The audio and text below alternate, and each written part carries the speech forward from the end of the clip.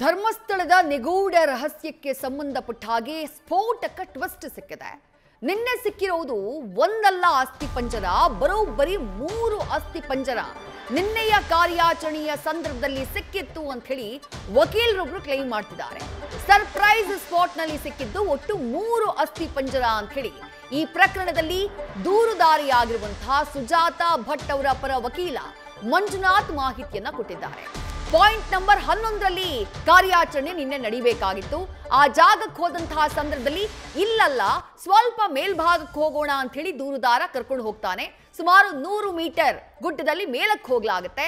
ಅಲ್ಲಿ ಹೋಗಿ ಕಾರ್ಯಾಚರಣೆ ಮಾಡಿದಾಗ 3 ಅಸ್ಥಿಪಂಜರ ಪತ್ತೆಯಾಗಿದೆ ಅಂತ ಹೇಳಿ ಈ ವಕೀಲರು ಪತ್ರಿಕಾ ಪ್ರಕಟಣೆಯನ್ನ ಹೊರಡಿಸಿದ್ದಾರೆ. ಆ 3ರಲ್ಲಿ 1 ಅವಶೇಷ ಮಹಿಳೆಯದ್ದು ಅಂತ ಹೇಳಿದ್ದಾರೆ ವಕೀಲ ಮಂಜುನಾಥ್. ಯಾಕಂದ್ರೆ ಆ ಜಾಗದಲ್ಲಿ ಒಂದು ಸೀರೆ ಕೂಡ ಸಿಕ್ಕಿದೆ. ಓರ್ವ ಮಹಿಳೆಯ ಅಸ್ಥಿಪಂಜರವು ನಿನ್ನೆ ಪತ್ತೆಯಾಗಿದೆ. ಆ ಮೂಲಕ ನಿನ್ನೆಯ ಎಸ್ಐಟಿ ಕಾರ್ಯಾಚರಣೆ ಸಕ್ಸಸ್ಫುಲ್ ಆಗಿ ನಡೆದಿದೆ. ಎಸ್ಐಟಿ ಅಧಿಕಾರಿಗಳು ಆ ದೂರುದಾರ ತೋರಿಸಿದಂತಹ ಜಾಗಕ್ಕಷ್ಟೇ ಆತನನ್ನ ನಿನ್ನೆ ಸೀಮಿತ ಆಗ್ಲಿಕ್ಕೆ ಬಿಡ್ಲಿಲ್ಲ.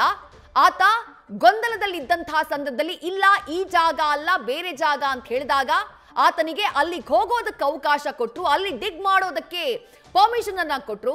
ಹಾಗೆ ಡಿಗ್ ಮಾಡಿದಂತಹ ಸಂದರ್ಭದಲ್ಲಿ ಮಣ್ಣನ್ನ ಅಗೆದಂತಹ ಸಂದರ್ಭದಲ್ಲಿ ಒಂದಲ್ಲ 3 ಅಸ್ಥಿಪಂಜರಗಳು ಸಿಕ್ಕಿದ್ದಾವೆ.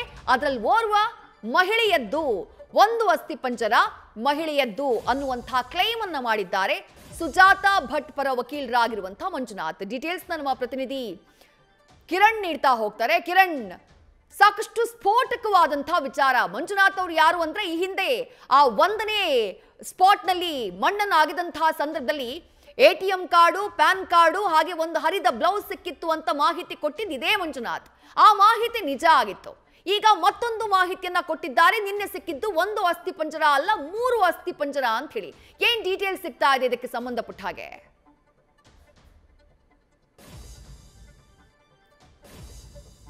ಎಸ್ಐಟಿ ನಡೆಸ್ತಾ ಇರುವಂತಹ ಪರಿಶೋಧನೆ ಏನಿದೆ, ಸ್ಥಳ ಪರಿಶೋಧನೆ, ಇಲ್ಲಿ ಗೊಂದಲ ಸೃಷ್ಟಿ ಆಗ್ತಾ ಇದೆಯಾ ಅನ್ನೋ ಪ್ರಶ್ನೆ ಮೂಡ್ತಾ ಇರುವಂಥದ್ದು. ಒಂದು ಎಸ್ಐಟಿ ಮೂಲಗಳ ಪ್ರಕಾರ ಮೇಲೆ ಅಂದ್ರೆ ಪಾಯಿಂಟ್ ನಂಬರ್ 11ಇಂದ ಕೇವಲ ಒಂದು 80-100 ಮೀಟರ್ ದೂರದಲ್ಲಿಯೇ ಒಂದು ಅಸ್ಥಿಪಂಜರ ಸಿಕ್ಕಿತ್ತು. ಅದು ಕೂಡ ಒಂದು ತಲೆಬುರುಡೆ, ಒಂದು ಈ ದವಡೆಯ ಒಂದು ಭಾಗ, ಹಾಗೇನೆ ಎಲುಬು ಅಂದ್ರೆ ಈ ಎದೆ ಭಾಗದ ಗೂಡು ಅದು ಮತ್ತೆ 2 ಕಾಲಿನ ಮೂಳೆಗಳು ಇಷ್ಟೇ ಸಿಕ್ಕಿದ್ದು ಅನ್ನೋ ಒಂದು ಮಾಹಿತಿ ಇತ್ತು. ಯಾಕಂದ್ರೆ ಇದು ಬಿಟ್ರೆ ಒಂದು 100ಕ್ಕಿಂತ ಚಿಕ್ಕ ಮೂಳೆಗಳು ಒಟ್ಟಿಗೆ ಸೇರ್ಕೊಂಡು ಇದ್ದು ಅನ್ನೋದು ಮಾಹಿತಿ.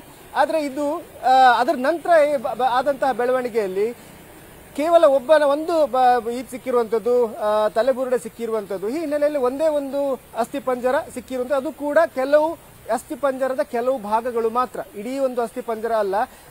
ಅನಾಟಾಮಿಕಲ್ ಏನು ಪೊಸಿಷನ್ ಇದೆ ಆ ಇದರಲ್ಲಿ ಯಾವುದೇ ಅಸ್ಥಿಪಂಜರ ಸಿಕ್ಕಿಲ್ಲ ಅನ್ನೋದು ಮಾಹಿತಿ. ಅದರೊಟ್ಟಿಗೆ ಒಂದು ಸೀರೆಯ ತುಂಡು, ಅದು ಕೂಡ ಮರಕ್ಕೆ ನೇತಾಡುವಂತಹ ಸೀರೆಯ ತುಂಡು ಸಿಕ್ಕಿರುವಂಥದ್ದು, ಅದು ಕೂಡ ನಾಟ್ ಹಾಕಿರುವಂಥದ್ದು. ಅದು ಬಿಟ್ಟರೆ ಒಬ್ಬ ಪುರುಷನ ಚಪ್ಪಲ್ ಸಿಕ್ಕಿರುವಂಥದ್ದು.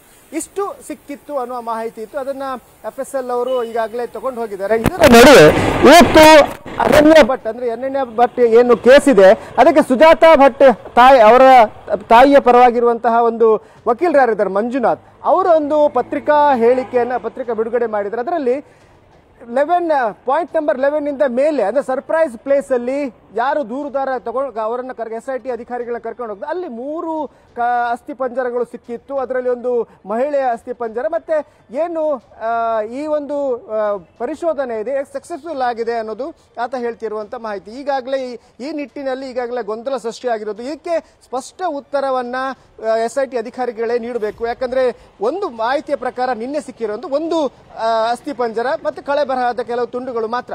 ಅದು ಬಿಟ್ಟರೆ ಬೇರೆ ಏನು ಸಿಕ್ಕಿಲ್ಲ ಅನ್ನೋ ಮಾಹಿತಿ SIT ಮೂಲಗಳಿಂದ ಬಂದಿರುವಂತದ್ದು. ಆದ್ರೆ ಮಂಜುನಾಥ್ ವಕೀಲ ಅವರು ಹೇಳ್ತಾ ಇರುವಂತದ್ದು 3 ಸಿಕ್ಕಿದೆ. ಅದರಲ್ಲಿ ಒಂದು ಮಹಿಳೆಯ ಅಸ್ಥಿಪಂಜರ. ಅದನ್ನ ಈಗಾಗಲೇ ಸೆಕ್ಯೂರ್ ಮಾಡಿಕೊಂಡು FSL ಟೀಮ್ ಅವರು ತಗೊಂಡು ಹೋಗಿದ್ದಾರೆ ಅಂತ ನೋಡ್ಬೇಕು ಯಾವ ರೀತಿಯ ಹೇಳಿಕೆಗಳು SIT ಟೀಮ್ ಇಂದ ಬರ್ತದೆ ಅಥವಾ ಹಿರಿಯ ಅಧಿಕಾರಿಗಳಿಂದ ಬರ್ತದೆ ಅನ್ನೋದು.